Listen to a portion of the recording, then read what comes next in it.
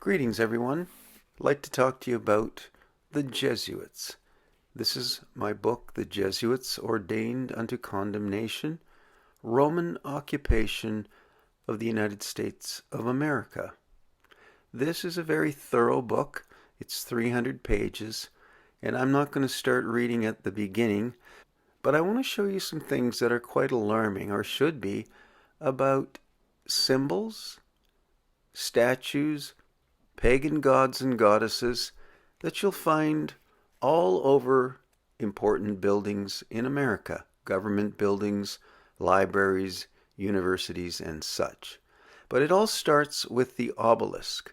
Now, the reason I'm doing this is because many people think, oh, well, this is just some stupid conspiracy theory. Here's the evidence that the United States is founded under Rome. And so we'll look at the obelisk, and I'll turn to that page. Now, this is from chapter 8 of my book, The Jesuits, and that chapter is titled Symbols. The obelisk.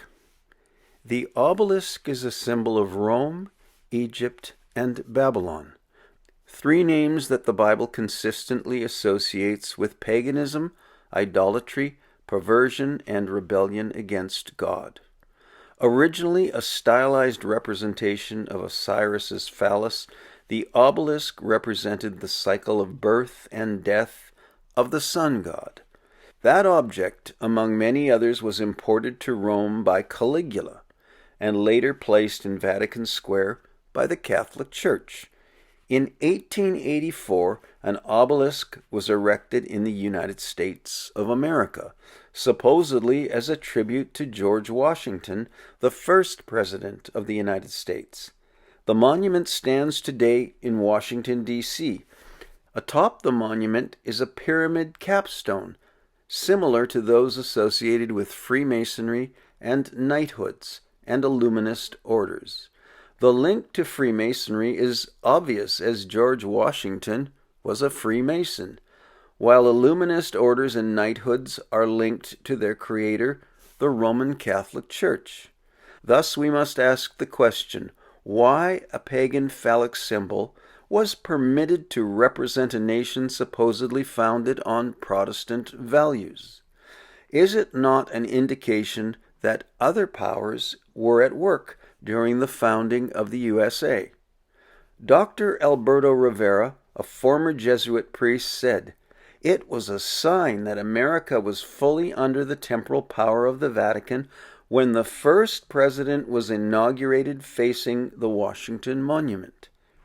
Since Ronald Reagan, all presidents have been inaugurated on January 20th facing the phallus of Osiris in Washington Square." Now, if that doesn't speak volumes to you, I don't know what will. Now, on this page over here, I talk about the capstone, the pyramid, and the image that you see on the dollar bill. And I won't read that. Most of you are familiar with that pagan symbol and that Illuminist symbol that is on American money. Okay? I'll move on a little bit. Hopefully you can see that. You'll all recognize that as the Statue of Liberty, so-called. Well, how did that get to be in America? What did it really mean? Let me read. The Statue of Liberty, for example, was a gift to America from French Freemasons. Its creator, Frederick August Bartholdi. Bartholdi's biographer wrote, "He caught a vision of a magnificent goddess, Nimrod's Semiramis, Isis or Astarte, holding aloft a torch of Illuminism in one hand, and welcoming all visitors to the land of freedom and opportunity." That's the Statue of Liberty. Over here, I've got an image of Persephone. Now, Persephone is a fairly important goddess in Roman culture. She stands atop the Capitol building in Washington, D.C. This goddess of the underworld was sculpted in Rome and installed atop the dome in 1863. Persephone is the wife of Hades and worshipped as the goddess of spring bounty. Homer described her as the goddess who exacts curses upon the souls of the dead. In the remaining part of this chapter, I discuss more symbols.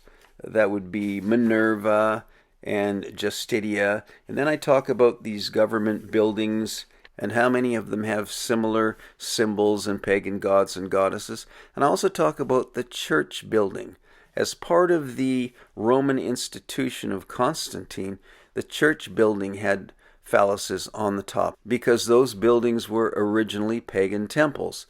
And when the Christians were made legal, they came out of the catacombs and so on and so forth, and Constantine gave many of them buildings, and those were pagan buildings with the phallus of Osiris on the top.